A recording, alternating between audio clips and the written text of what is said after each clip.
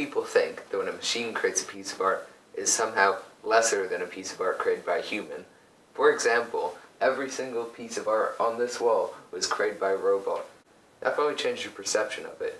Before, you were probably trying to think of the context in which the piece was created, but now it's just a lifeless, dull piece. Why is that?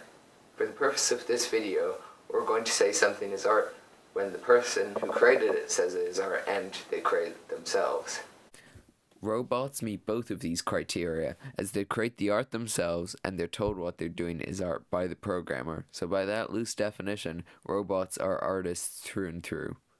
The one thing robots lack is context. A robot can't write a little blurb saying what the piece means to them or why they made it, because the only reason they're making it is because they're told to do it.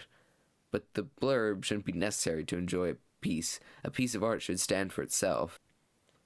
Can you guess which of these 5 pieces was made by a human and which was made by a robot?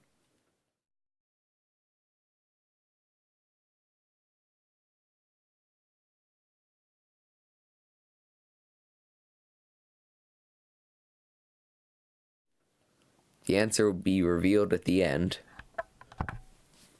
In May of 2016, Kevin Nugan and his friend TJ decided to leave their glasses on the floor of the San Francisco Museum of Modern Art to try and trick visitors into thinking it was an art installation. Visitors quickly started taking photos of it, and one visitor went so far as to say it's really just an exacerbated metaphor of society's perpetual blindness to those cognitive of us. This shows that people can put incredible meaning in objects that weren't intended to have any. Robots need to analyze other music and pieces of art and watch for patterns if they're to create pieces that sound good without making billions of randomly generated songs and pieces of art that sound and look identical. Humans create art in a similar fashion, where they get inspired by other pieces and make a variant on another person's piece.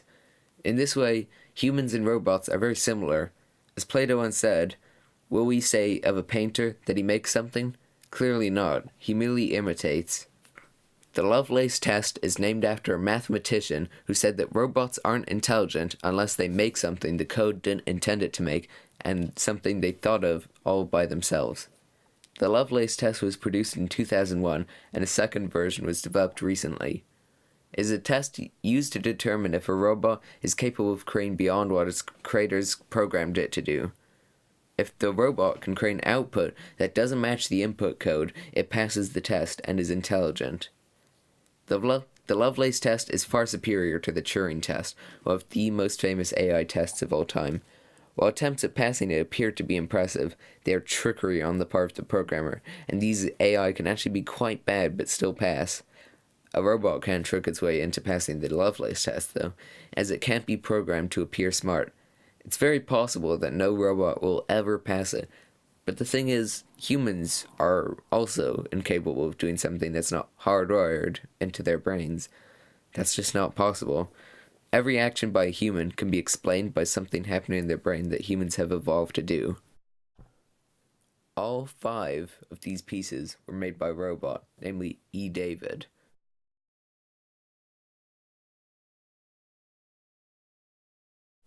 I think the one conclusion we've drawn from this is that humans are creative in a very similar way, where we observe other art and influences and make our own version of it.